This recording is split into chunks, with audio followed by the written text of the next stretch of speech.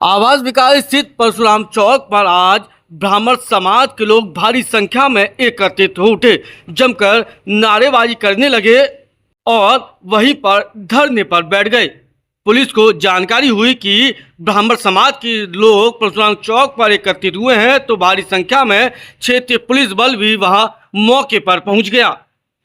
मामले को बिगड़ता देख पुलिस कर्मियों ने अपने उच्च अधिकारियों को इसकी सूचना दी।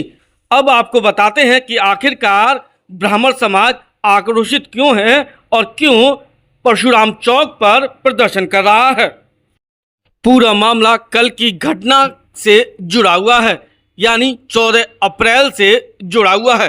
14 अप्रैल को बाबा साहब की जयंती थी और उनके अनुयायी भारी संख्या में यहां से रैली निकाल रहे थे। तभी कुछ असामाजिक तत्व यानी उस रैली में शामिल कुछ युवा परशुराम चौक पर जूते चप्पल पहनकर चढ़ गए और ध्वज लहराने लगे। लोगों ने इस घटना के कई वीडियो वायरल हुए और वायरल वीडियो को देखकर ब्राह्मण समाज के लोग आक्रोशित हो उठे, क्योंकि परशुराम चौक उनके आराध्य के नाम से था और ब्राह्मण समाज इस चौक को वंदनीय मानता है। जब ब्राह्मण समाज ने अपना विरोध जताया और मुकदमा दर्ज करने की बात कही, तो पुलिस ने मुकदमा दर्ज तो किया, लेकिन उस मुकदमे से ब्राह्मण समाज संतुष्ट नजर नहीं आया। उन्होंने तुरंत आरोपियों की गिरफ्तारी किए जाने की मांग करने लगे और आज सुबह सारे ब्राह्मण समाज के लोग एकत्रित हो उठे और प्रदर्शन करने लगे। क्या राय का?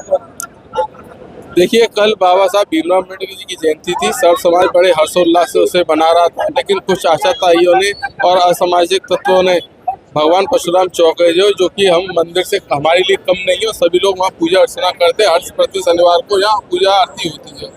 वहाँ जो है माहौल बिगाड़ने के लिए उसके ऊपर जूतों से चढ़ गए, वहाँ तोड़फोड़ करी, सीसीटीवी कैमरा थे उसे तोड़ा। तो इस सब को लेके बहुत जनता में आक्रोश है।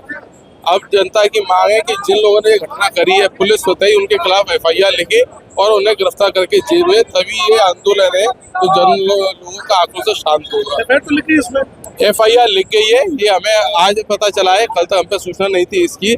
लेकिन कल शाम को जो मीटिंग हुई थी लगभग उसमें 250-300 लोग थे। उन्होंने तय किया था कि पुलिस कार्रवाई अगर सब सुबह एकत्रित होकर जाएंगे और पता करेंगे क्या उसमें कार्रवाई हुई है। अभी हमें ACP त्रिपाठी ही है, तिवारी जी है और SO उन्होंने बताया FIR, उन्हें हमें FIR की कॉपी भी दे दी है। लेकिन अब एक जिम्मेदार व्यक्ति से जानना चाहते हैं कि ये गिरफ्तारी कब तक हो जाएगी। तो इसी के लिए सब लोग CP साहब से मिलने जा रहे हैं और जब वो हमें बता देंगे कि इतने समय तक गिरफ्तारी हो जाएगी, गिरफ्तारी हो जाती है तो हमारी भावना को जो ठेस पहुंची है कहीं ना कहीं वो थोड़ा खत्म होगी।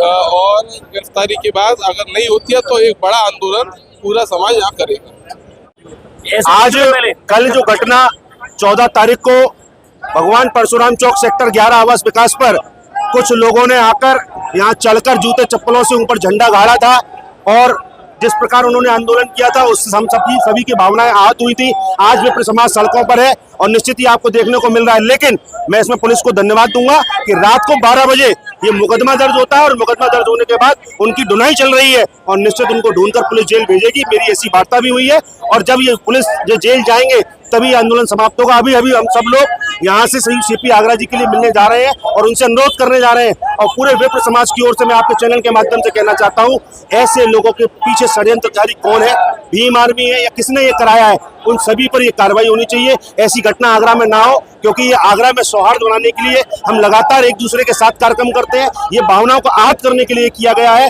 हम सभी का सम्मान करते हैं, सभी महापुरुषों का सम्मान करते हैं। यह बहुत निंदनीय घटना है, मैं इसकी घोर निंदा करता हूँ। इस घटना के बाद विपरीत समाज के लोगों में खासा आक्रोश था। ACP मयंक तिवारी भी मौके पर पहुंच गए, लेकिन लोग समझने और रुकने को तैयार नहीं थे। फिर बाद में उन्हें पुलिस कर्मियों ने समझाया और कहा कि पुलिस कमिश्नर खुद आपसे वार्ता करेंगे, आपकी मीटिंग कराएंगे, तब जाकर लोग शांत हुए और इसके बाद उन्होंने पुलिस आयुक्त कार्यालय के लिए रुख कर दिया। ACP मयंक तिवारी ने क्या कहा, सुनिए इस मामले पर। सर क्या देखिए, जो भी प्रकरण था उसका बहुत गंभीरता से संज्ञान लिया गया है। इसमें एफआईआर दर्ज की गई है। लोगों का चिन्हीकरण किया जा रहा है, जल्द से जल्द कार्रवाई। बिल्कुल सीसीटीवी फुटेज चेक कर रही है और जो भी आसपास के किसी के पास वीडियोस है वो भी खंगाले जा रहे हैं। जो भी दोषी है उनके खिलाफ डेफिनेटली कार्रवाई।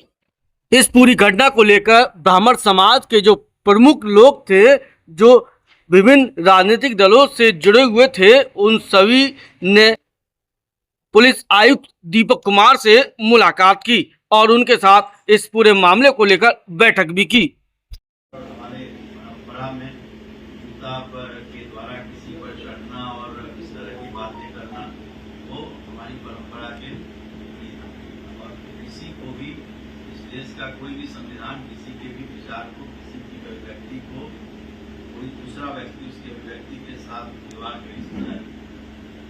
आपके जो भी अधिवक्ता परिषद के साथ मुकदमा जब कायम है, आपको सब विद्वान समाज सनातन राज्य से जन्म हुआ है, बड़ी से समाज रहा है, आपको जो जो धारा लगी होगी आप आ जाइएगा। वो सौ आदमी के भीड़ में तो ऐसा होता नहीं है। आपको लग रहा है कि भाई उसने किसी को गोली मार दी, किसी को चाकू मार दिया, किसी के साथ और भी कुछ हुआ, जो भी आपको धारा रहेगी, ना हम कहीं बाहर जा रहे हैं ना आप कहीं बाहर जा रहे हैं। हमने तो अपने को मोटो मुकदमा लिखा। हमारे एसएचओ ने कल भी आप लोगों से कहा कि भाई आप दीजिए लिख करके, आप लोगों ने कोई नहीं दिया।